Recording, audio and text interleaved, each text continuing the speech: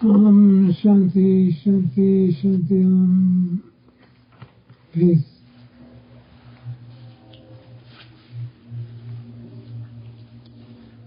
Good evening. Greetings. It is good to be with you again. I welcome you with all my heart.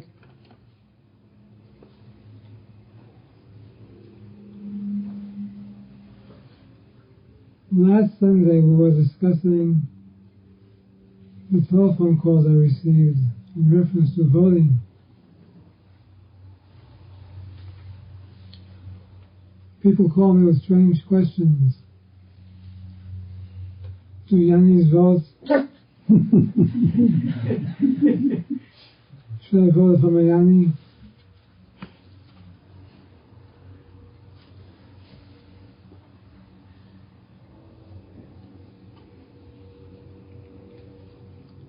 And my answer was usually the same to everybody,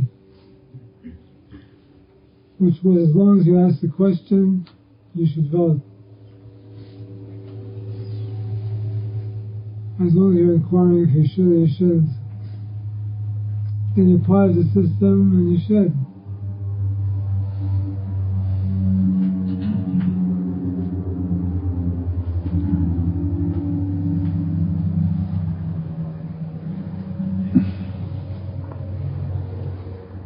After the election, I continued receiving phone calls.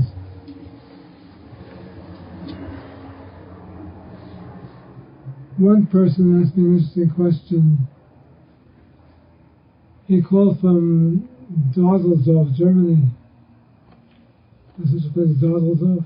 Düsseldorf.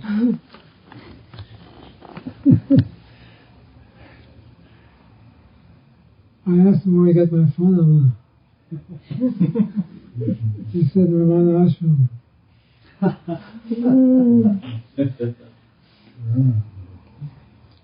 I didn't realize I had my phone number.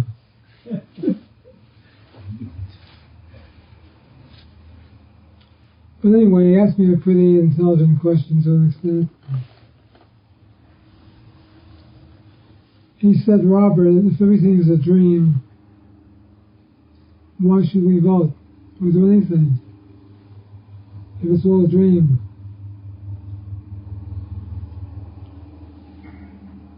We'll discuss this tonight.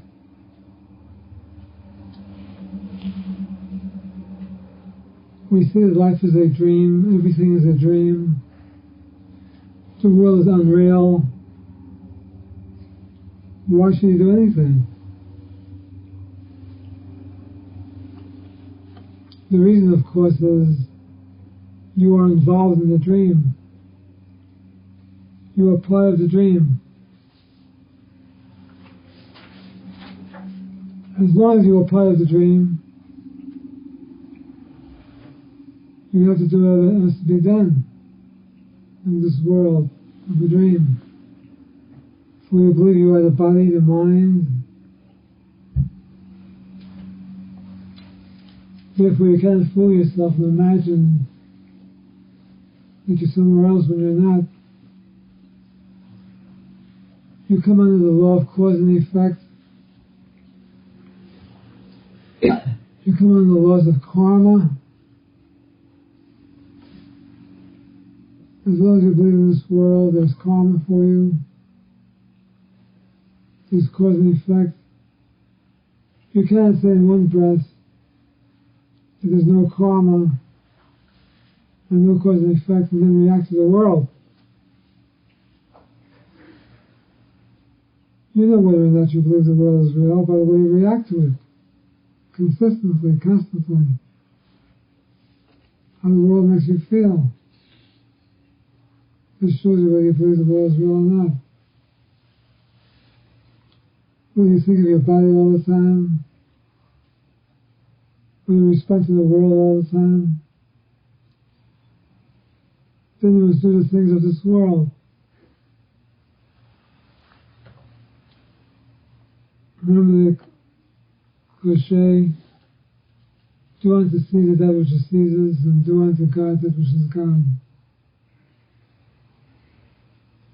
Where do you belong?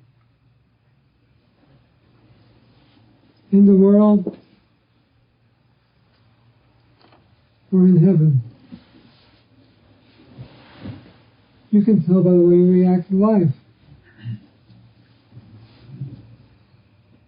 by the way the world makes you feel, by the way you respond to your body.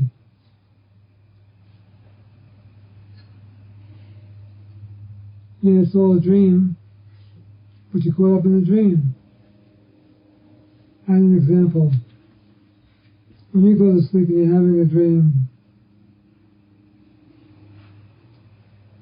you dream that thieves break into your home and shoot all of your family.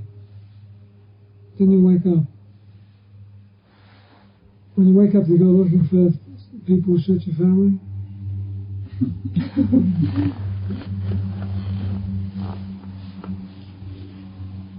It was a dream and you laugh. But you forget you're living in another dream, which is this world, which is the mortal dream. Do not connect both worlds. They're both two different states of consciousness. They're two different dreams.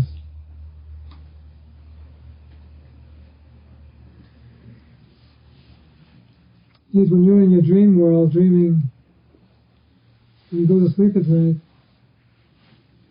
you're doing all sorts of things in that dream, aren't you? You're acting and reacting, doing all kinds of things in that dream. Do you ever in a dream say, this is a dream? I'm not going to react to this world? You don't, you continue doing things in your dream. That's how it is in this world also. Most of us are stuck in a dream world. We're stuck in a dream world because it presses down on us. And it appears so real, things are happening every day.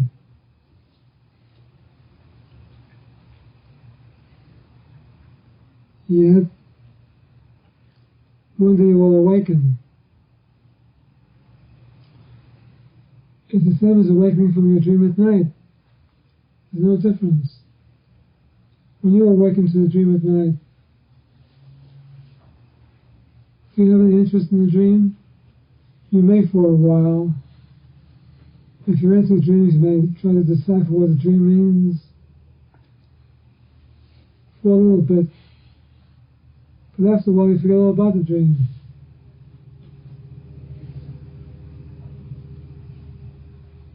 So it is with this world. When a person awakens, when a person becomes liberated,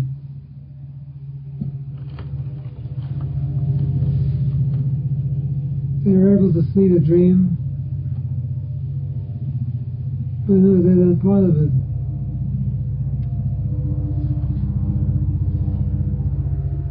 They're able to observe everything, but then it's part of the dream.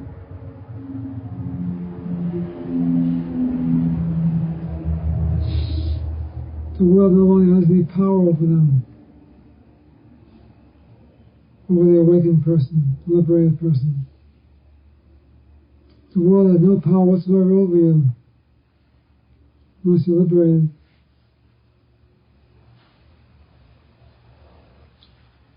This is the way you should think of it. Just as the dream that you are dreaming at night, you awaken and feel all about it. So when you awaken here, you feel all about this world also.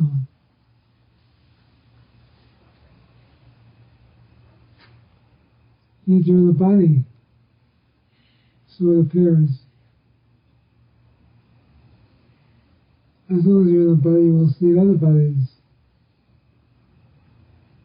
You will see the world as everybody else sees the world. But you're 100% sure that this is another world of reality. You know this. continue functioning in this world, but yet you're not doing anything.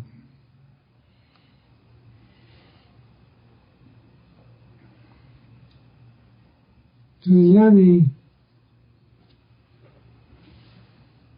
there is no action being taken whatsoever.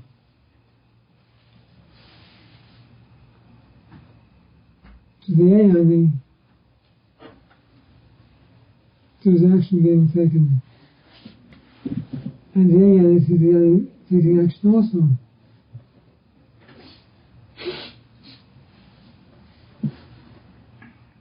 But is the jnani, nothing is happening, nothing is going on.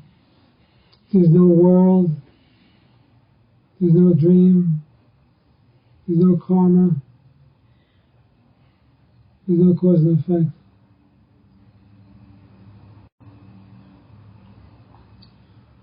When I tell you that cause and effect and karma does not exist, you have to be real careful with yourself. Do not take this as a license to do anything you like. Remember again, I'll remind you again and again and again. As long as you're involved in this world and you believe the world to be real,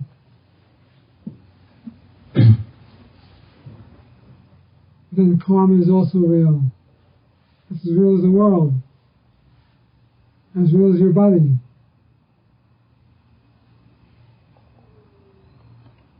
As you sow, so shall you reap.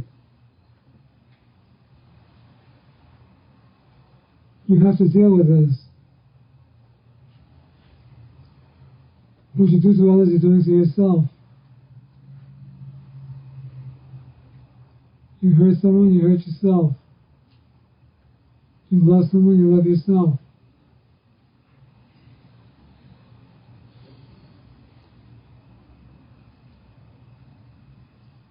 It's nice for me to come here and tell you that everything is absolute reality. Everything is nirvana, Satchitananda, pure awareness, pure intelligence. This is the ultimate truth. But how many of us are living from this standpoint?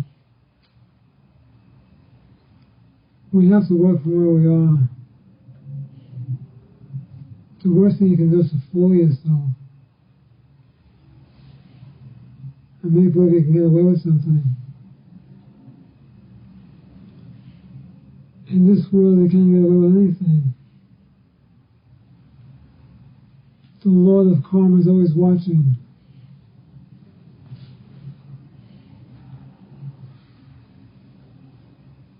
You always get back what you put out.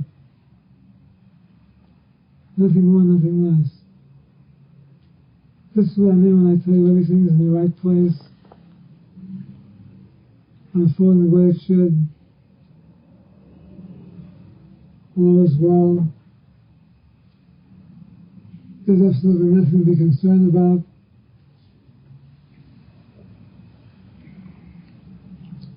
But if you go around making a fool of yourself by causing problems to other people, having all kinds of attitudes, anger, jealousy, fear, whatever. These are emotions that you're putting out in the karmic world. And the karmic world has to return to you what you put out.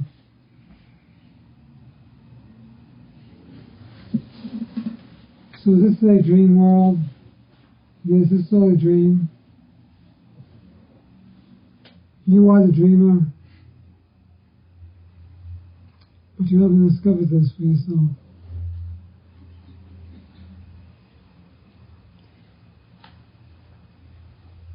This is a very important point to remember.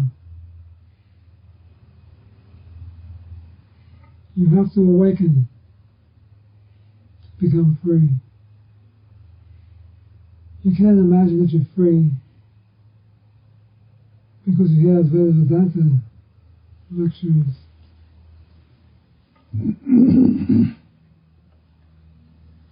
You cannot imagine that you're free if you feel yourself suffering somehow. If you feel hurt, or frustrated, disillusioned, or depressed, how can you possibly be free? When you are free, you have unalloyed happiness all the time. Eternal happiness and eternal joy is always with you, regardless of conditions. For you are no longer conditioned. You're no longer looking for anything.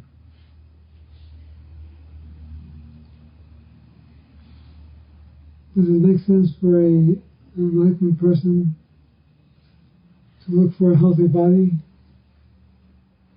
or for a prosperous body, or for this or for that? Of course not. This is the fact that nobody left to look for these things. The ego, who does this, has been totally transcended.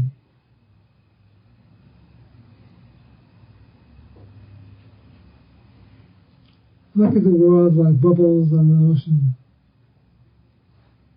Bubbles and waves on the ocean.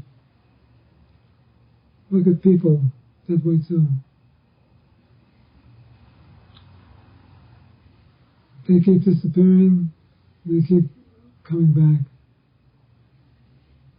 The bubbles, the eddies, the waves come and go continuously, constantly. Yet the ocean understands that the bubbles, the eddies, the waves are part of the ocean. They're not separate from the ocean. Yet the bubbles come and go, the waves come and go. So it is with us. Bodies come and go continuously, constantly. We make such a fuss out of life, out of the bodies if it's so important. They come and go like bubbles in the ocean.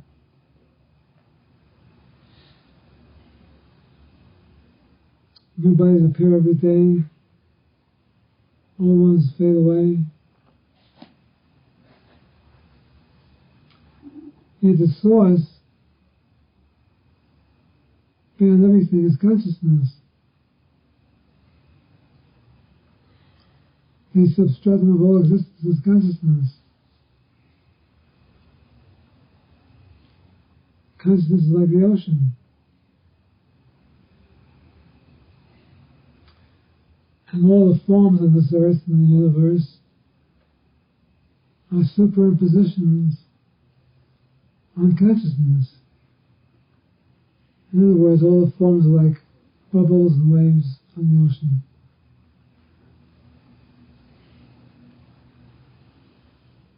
When you discover who you are, you're no longer a bubble or a wave, you no longer come and go. You become the ocean. The average person in this world believes they are a bubble or a wave.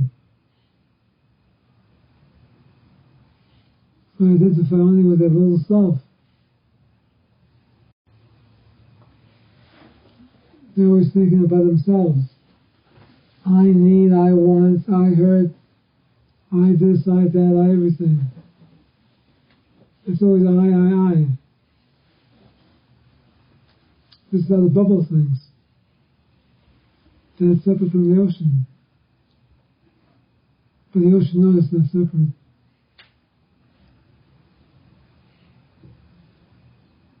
And so the infinite lies waiting in sweet repose for you to understand who you are.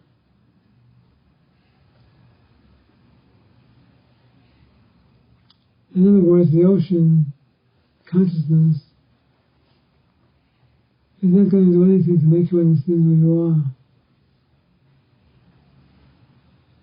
or consciousness is already yourself. But somehow you've been hypnotized, mesmerized, deluded into believing that you're a separate entity, a separate body, and you have to fetch for yourself, care for yourself.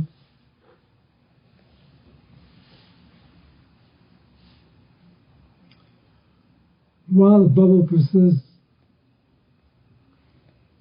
it is well taken care of by the ocean. While the wave persists,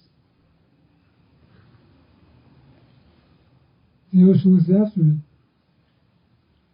That's why the waves become big sometimes, they become tidal waves. They're still part of the ocean. As you persist in believing that you're human, believing that you are a body, that you're separate, you are still looked after and protected. You may sort of suffer or go through experiences because you think you're the body or the mind, but nevertheless you're always protected and looked after. In other cases, you don't have to worry. In other cases, you don't have to fear.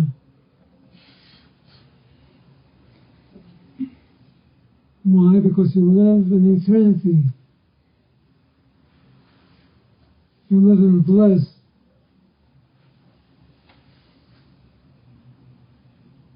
You live in total joy and happiness.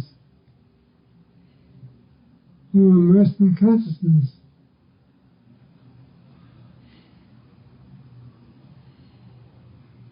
Like space. Space is immersed in consciousness.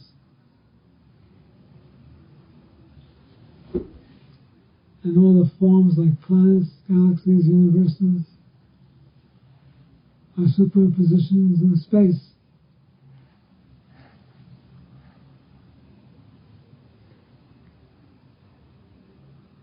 But what holds space together? Consciousness.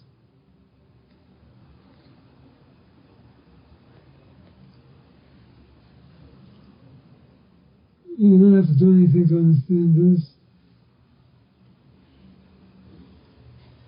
You simply have to recognize it.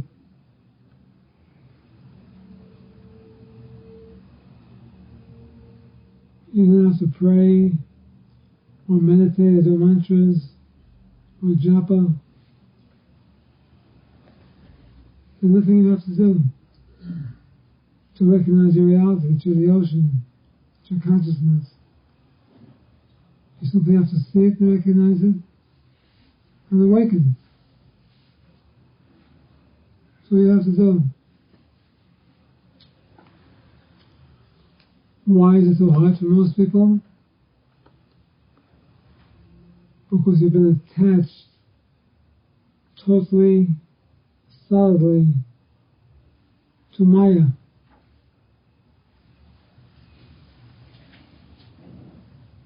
To ignorance,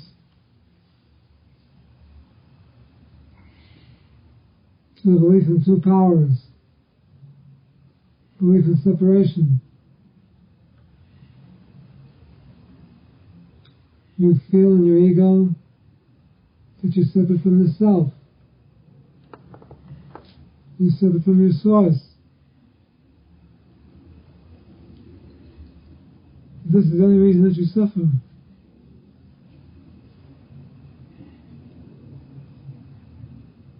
If you knew who you were, it would be virtually impossible for you to suffer in any way. But this is where it becomes paradoxical. Where again you may appear to be going through some experiences, yet the enlightened one knows they're not going through anything.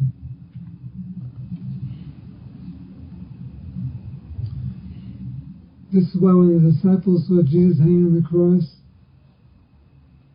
they thought he was suffering. But Jesus the Christ never suffered. Yet Jesus the man appeared to be suffering, but all of his disciples, by the Roman guards, were seeing two different worlds. We're seeing the world of the Jnani, or the world of the sage, or the world of the enlightened one. That is pure bliss, absolute reality, pure awareness, pure intelligence. I am that I am, ultimate reality. This is the world of the sage lives in all the time. And nothing has ever happened to the sage. Nothing can ever happen to the sage. Due to the fact that the sage become eternity. The sage is omnipresent, all-pervading. Yet when the average person looks at a Ramakrishna or Maharshi, and others who seem to have died horrible deaths from cancer or what have you, they say and they cry, why did this person have to suffer so much? They were so good, they were so kind. I can't understand this. If there's any universal justice, why would this person have to suffer? Who sees the suffering? Only the deluded one. The one who's deluded. The ignorant one. They see through the senses. They see through the eyes, hear through the ears, speak through the mouth, taste the agony, smell the red blood, whatever's going on. The senses are given to you as a human being. Because you believe you're human, you have senses. Make you human. But we know now you can transcend those senses totally and completely. And be in another world completely and totally. You can transcend the senses and be totally free of them. Totally, absolutely. And be in a completely different world. And so the body appears to be going through experiences, but only to the person who sees through the senses.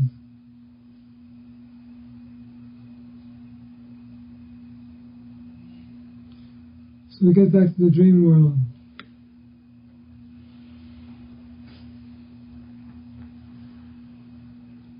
In the dream world, when you go to sleep at night,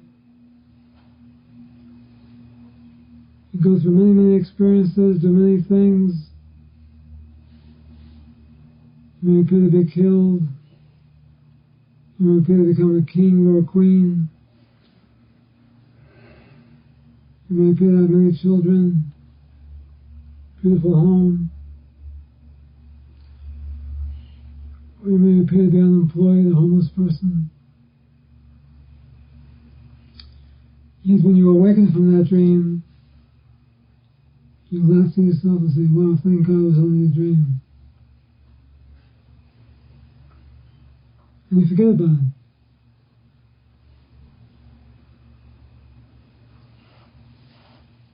This mortal dream world that you're in right now,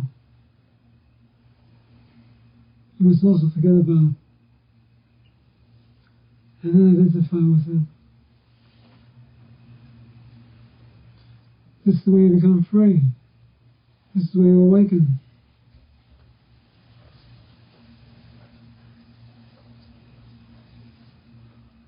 This doesn't mean that you will do nothing. It means you will do whatever you're supposed to do. But in your mind, you will be doing absolutely nothing.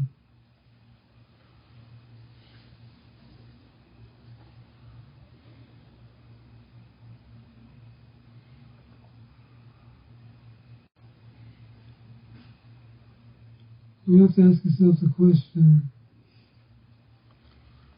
do I really want to become free and liberated in this life?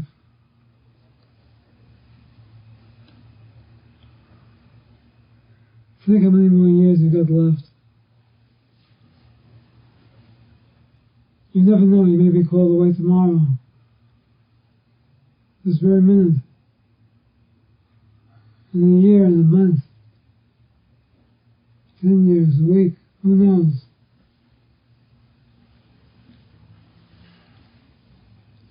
Therefore, you should continuously be thinking of these things we're talking about tonight. They should be first in your life.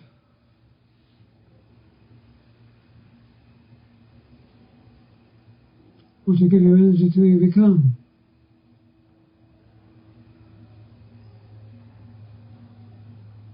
What you believe in, you become. What you think about most of the time, you become. That's an important one. What you think about most of the time. Most of us are continuously thinking somebody's trying to hurt us, somebody doesn't like us, somebody's mean to us, something is wrong someplace.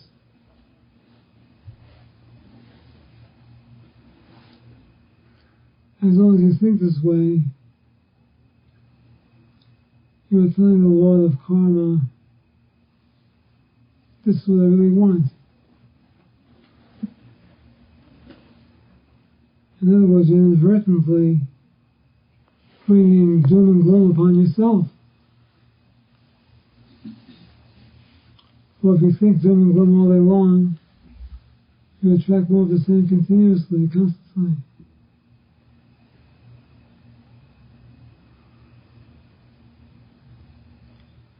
You therefore should understand this and begin to let go of all of your emotions.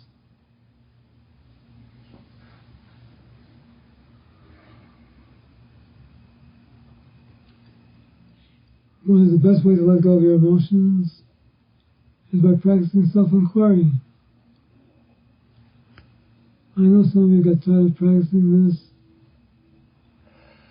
Some of you believe nothing is happening. But all the same, make it a habit. Think of the many habits you have now. Destructive habits. Habits that do not help you whatsoever in your unfoldment to the self. But yet you do these things without thinking. These destructive habits. Develop a good habit by practicing self-inquiry. Do not look for results. Do not look for anything to happen, just do it.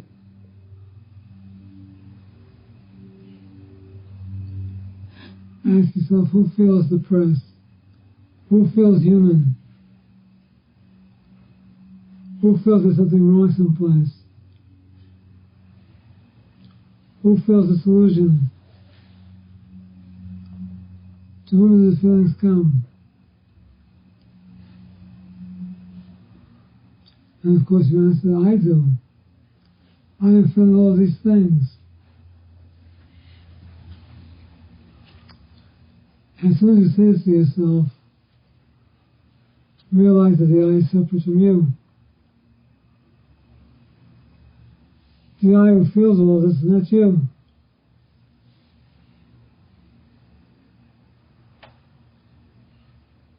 For if the I were you, you wouldn't use it all the time like you do. You wouldn't say, I am this and I am that. This shows there's an I and there's you. You're saying, I am this. I am that. I feel sick, I feel discouraged, I feel depressed. If you're really talking about your real self,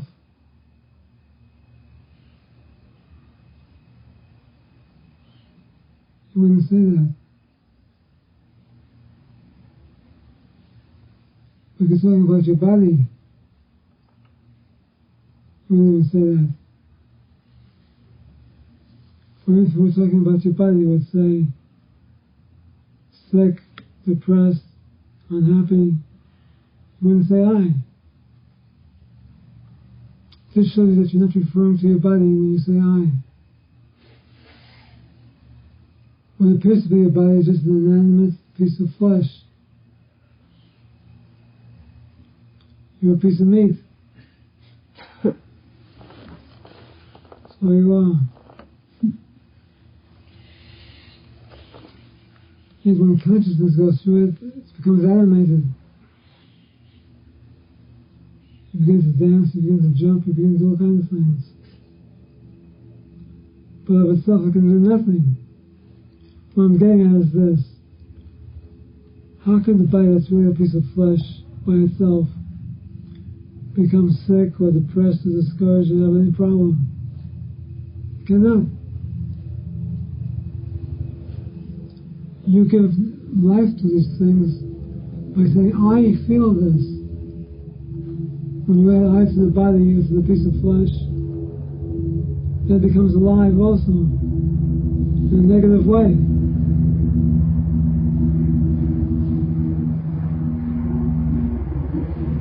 But when you begin to understand that I is not you,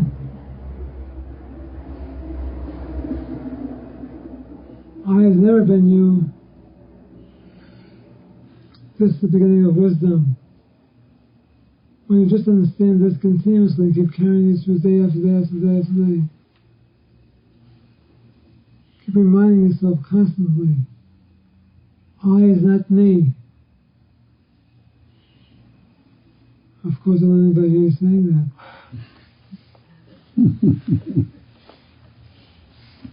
I'll call the man with the white coats, take you away. The happy poem.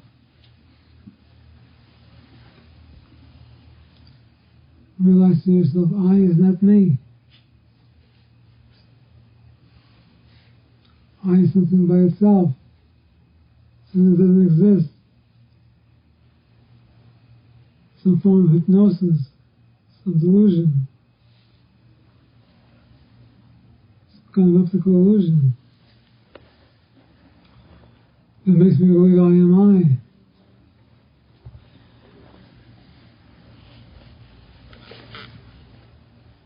When you get that far, you can further inquire, then where does this I come from? If the I is not me, why do I keep saying I referring to myself? Where does I come from? Where is the source of the I? Everything has a source. Just by thinking this way, you're thinking about God. People always ask me, how should I think about God? You always tell us, Robert, to concentrate on God and forget about the world. How should I think about God? Just let me think about God. By realizing the source is not I. Who am I? If I is not the source, then what is the source of I? That's all you have to say. Don't go any further.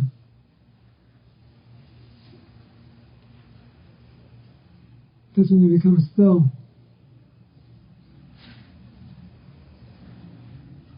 And allow the power that knows the way to work through you.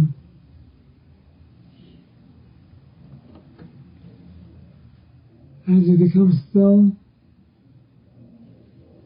the mind will begin to think again. And you go through the same procedure again and again and again. To whom these feelings and thoughts come, They come to me, I feel these things. I feel funny, I feel depressed, I feel bad. Well, what is the source of this I? Where did it come from? And again, keep still. This is a simple practice of self-inquiry. It will become a habit if you keep doing it.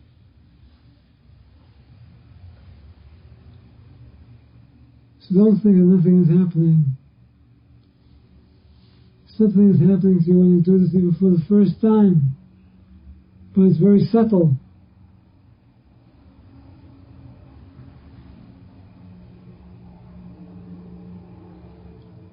Forget about time. Forget about yourself.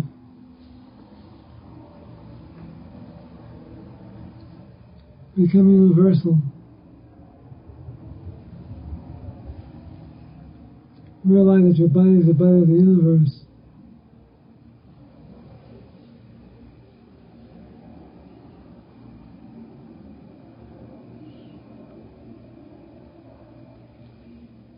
All things emanate out of your mind. All the universe emanates out of your mind.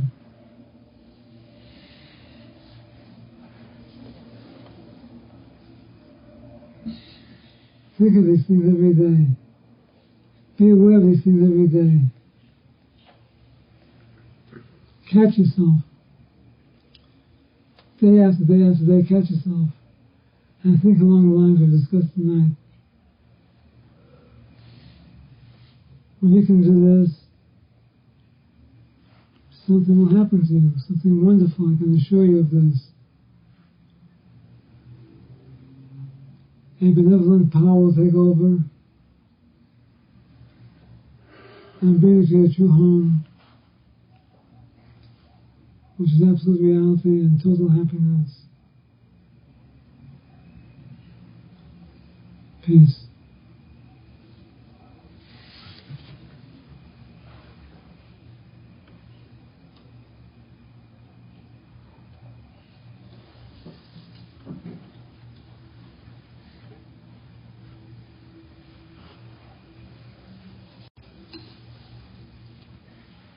For you to ask any questions. I have a question. You said that I am the dreamer. Would it not be equally true to say I am the dreamed?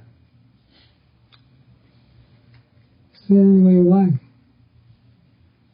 Think of it as what you say, it's what you feel it is, what you think it is. As long as you know that you're being dreamed by a dreamer. The dreamer and the dreamed are one.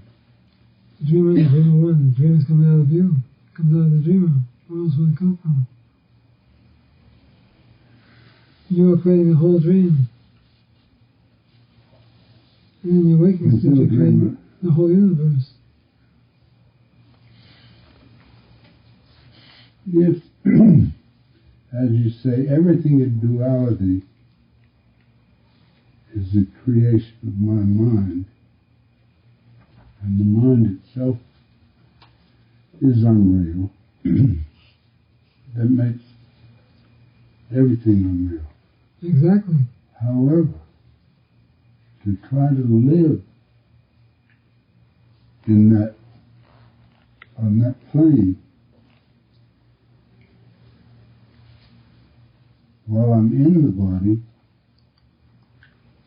is to court disaster.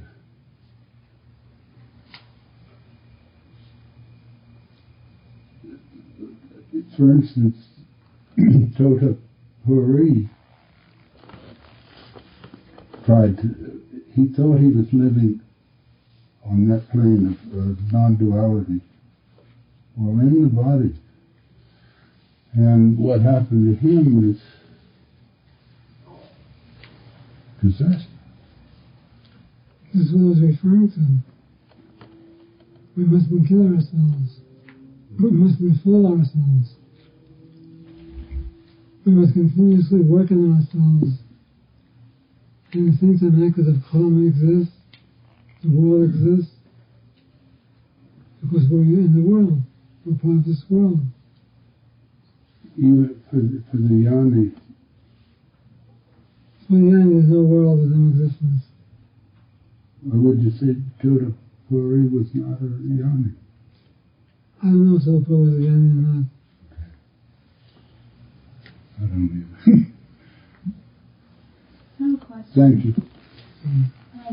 Sometimes when I keep silent, I have background noise in my head, like things that have happened throughout the day, and just a bunch of different noises that I have absolutely no control over. Is there any way you can explain any of that to me? Well, apparently you're picking up all the stuff that you've been doing all day long, and especially in your mind, and you're hearing all the noises from this. What you have to do is to inquire to whom does this come? Inquire who feels this? Where does it come from? Where is its source?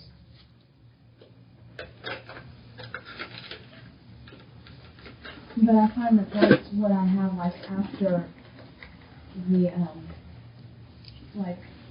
after I've taken control over my mind.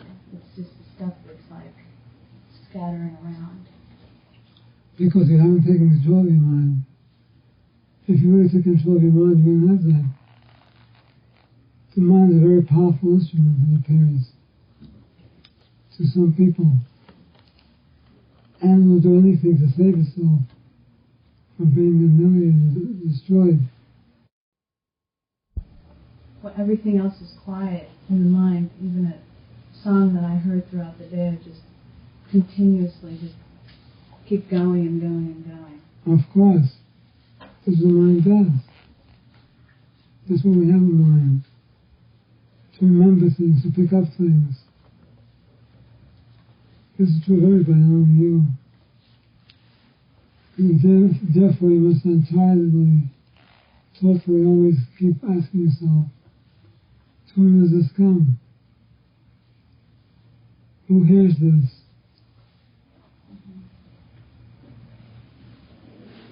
And you say, I do. And inquire, what is the source of the I? If you keep doing this regularly, you'll find that the noises vanish.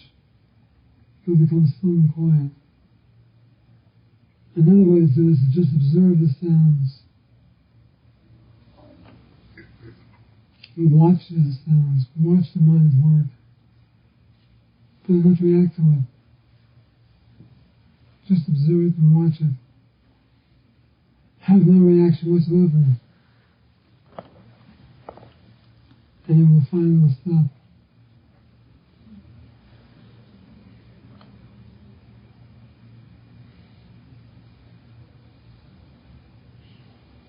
It seems really tricky because it seems in a sense like it's faded, but I don't know, it's weird. It's acting like it's okay that little part is still like noisy, because it's like,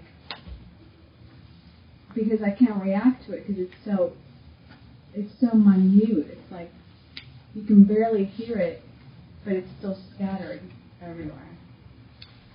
It's still the mind playing with you. Mm-hmm. So it makes a difference if it's loud or faint. The message is always the same. To whom does this come? Who's feeling this? Who's hearing this? Who's being annoyed by this? I am. Well, who is this I? Where did I come from?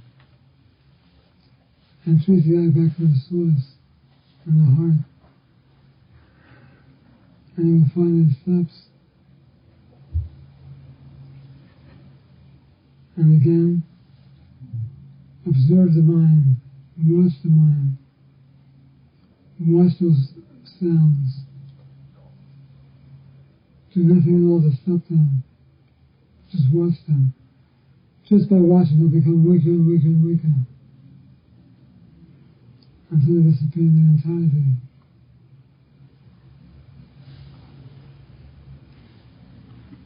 just to not accept them. Use one of these methods. And it has to stop.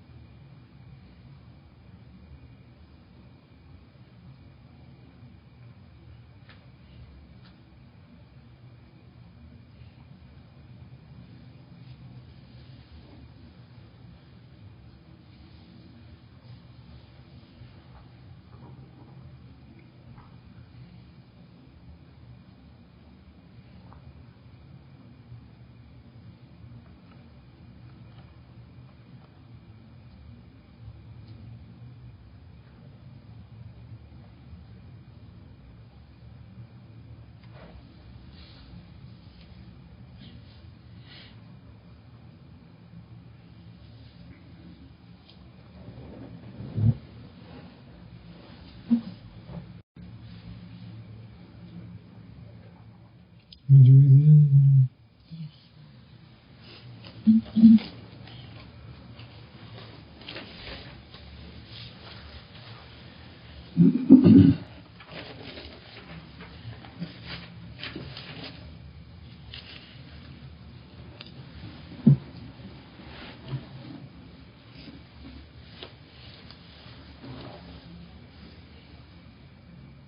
For a jnani who has realized the identity of his inner being with the infinite Brahman, there is no rebirth, no migration, not even liberation, for he is already liberated.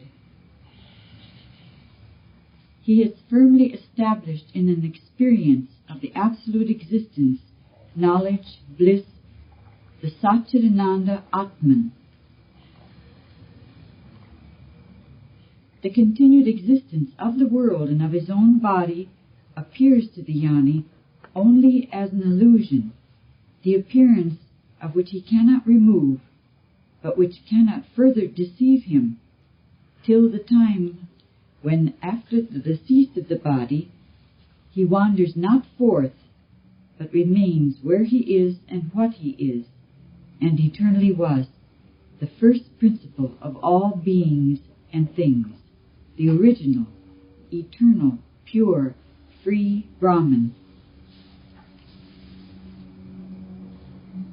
While living, and even when the body falls dead, the jnani rests in his own essential nature, his own svarupa, that is all full, all pure, timeless, consciousness and bliss.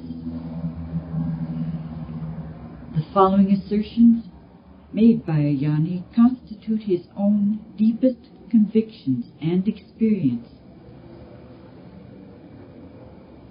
I am infinite, imperishable, self-luminous, self-existent.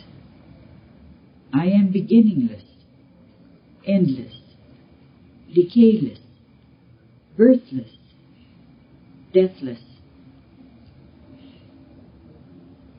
Never was I born. I am ever free, perfect, independent. I alone am. I pervade the entire universe I am all permeating and interpenetrating.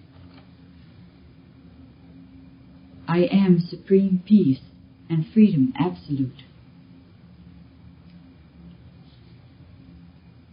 A jnani lives forever. He has attained life everlasting. Cravings torture him not. Sins stain him not. Birth and death touch him not. He is free from all cravings and longings. He ever rests in his own Satchidananda Svarupa. He sees the one infinite self in all, and all in the infinite self, which is his being. He remains forever as the infinite self of consciousness and delight. Thank you, man.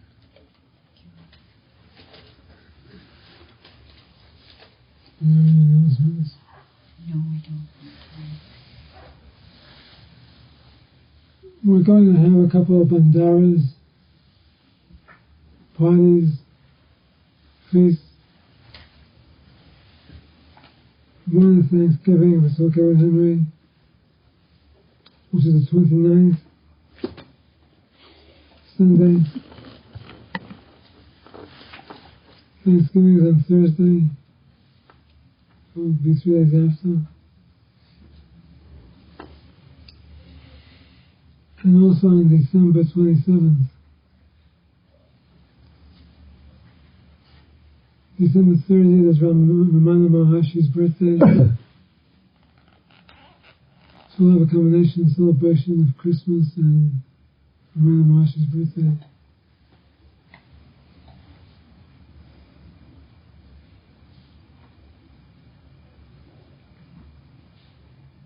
So if someone would like to be in charge of this, let me know. Let Mary know. Let Lee know. Let somebody know. God, no. God knows. We'll have music, festivities. Everybody bring a dish.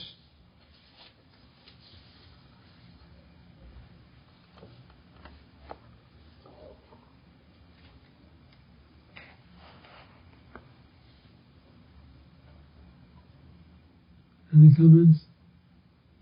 Sounds pretty good.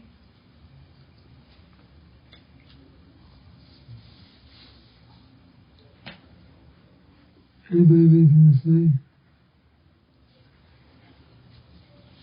Did you want to make a paper stating that who's going to bring what, so everybody doesn't bring the same thing? We can do Yes. that. You need a coordinator. Oh, no, not that.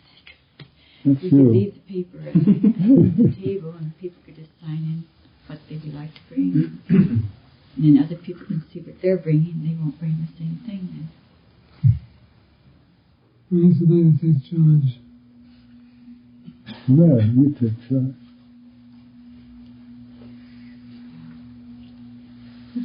Think about it.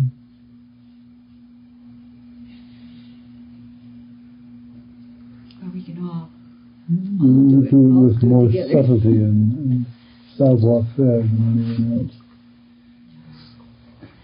Dana's pretty good there. Yeah. Yes, that's true. Well, maybe we can all. Why don't you two do it together? Thanks, Henry. Well, you don't have to, but Mary has to. Thanks, Henry. I think you should do it. Yeah. No, this is Mary's obvious gift. Anybody who wants to help, I'll appreciate it. You might talk Dana into it. It'll turn out all right. Mm. So keep that thing open. You can bring a friend, your wife, somebody else's wife, your husband, a homeless person.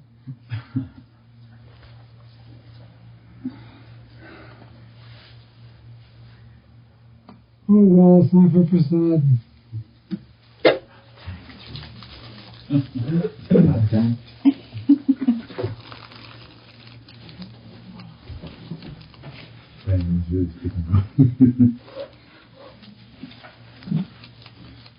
We have heaven-sent cookies.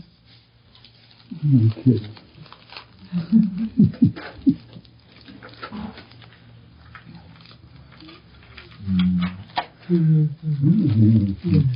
Give him the Fred, yeah.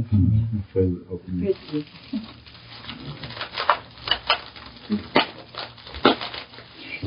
We have baked pecan cookies.